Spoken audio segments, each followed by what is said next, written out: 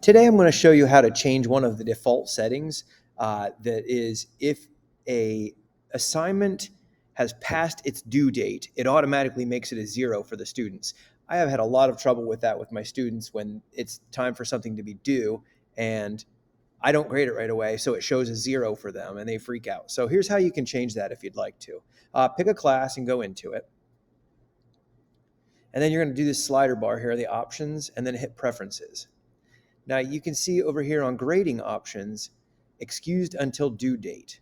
So that means that when the thing is due, it's going to immediately show it as a 0 in their gradebook. I leave it as excused until I personally put something in there. So if it's blank, it's now excused.